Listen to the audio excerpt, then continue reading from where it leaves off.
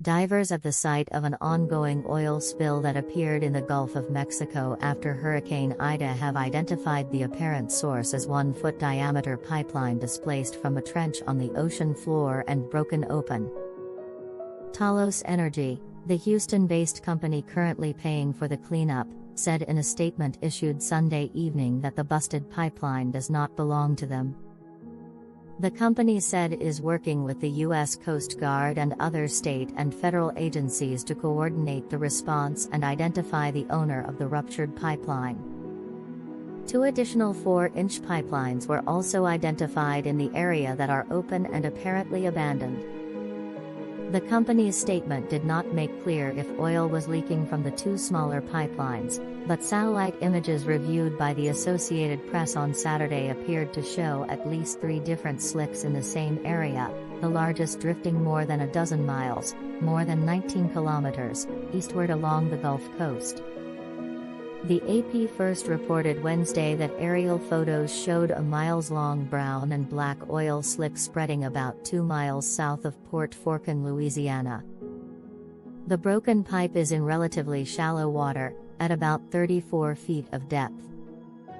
Talos said the rate of oil appearing on the surface had slowed dramatically in the last 48 hours and no new heavy black crude had been seen in the last day.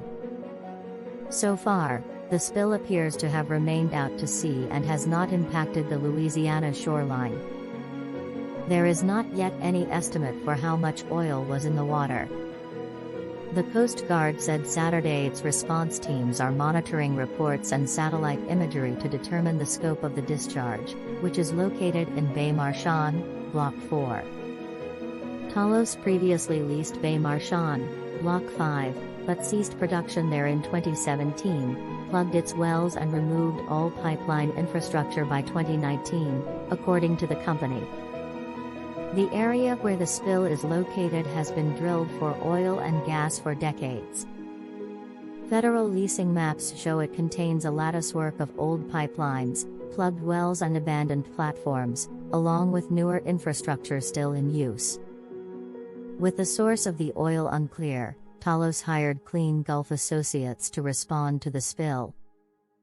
Clean Gulf, a nonprofit oil spill response cooperative that works with the energy exploration and production industry, has had 2 95-foot vessels at the scene of the spill since Wednesday attempting to contain and recover crude from the water.